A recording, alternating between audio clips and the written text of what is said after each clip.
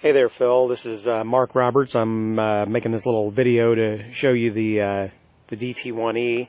It's a 71 model. You can probably see from the picture it's going to need a seat cover. I'm going to show you probably some of the worst stuff about it, and I'll talk about the good things too. I mean, it's honestly very clean. It's got good compression. It's got pretty much everything you're going to need for your tribute bike. It's going to need a seat cover. When you get down in there, it might need foam too. Both of those are available. You can see it doesn't have a front fender on it. It originally had kind of a broken up high fender on the front, and I just took it off.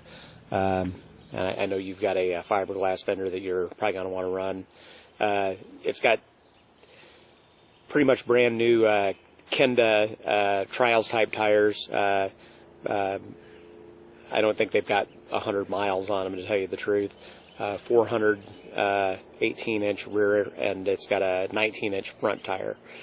So those are both good runnable tires. The forks look good. Not much pitting.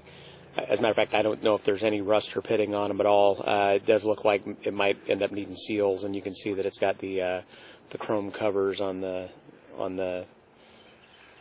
front wipers, and those are the standard 1971 thing. The rear fender, it looks like somebody had probably pulled a wheelie and they've dinged it up. It's there and it's solid, but it's going to need a little bit of banging on it. I think that it's a good usable fender. It's just going to end up needing a little bit of work. I pulled the side cover off so you can see the mag. At the moment, I think the only thing that's keeping this thing from running right now is spark, and I'm not sure. It looks like the guy had done a little bit of work to it. I'll show you here. He had done a little bit of splicing on, and put a different coil on it. So it's a brand new coil, but I'm not too happy with the wiring. So somewhere between the points and the way that it's wired, I think that's the only thing that's keeping it from sparking. So it's got a really decent set of gauges on it. As you can see, it's got the stock handlebars, a little bit of rust on them. Almost a 50-year-old bike. It's got all the switch gear and a good throttle linkage. The carburetor that's on this right now is one off of one of my other bikes. I'm not 100% sure I want to let that go, but we'll talk about that, and we'll come out with the best compromise we can on that. Another thing, you can see that they put some kind of a sheet metal cover over the sprocket cover, so it's broke away. I know a lot of people cut those so you could change the sprocket on them without removing that. The clutch works. It's got good pull.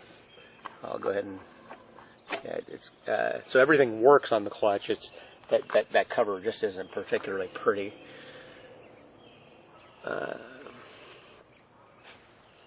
Okay, let's go over here and I'll show you the gas tank, and I'll show you the bad side first. It has a couple of pretty good sized dents in this side of the tank. It's a solid tank.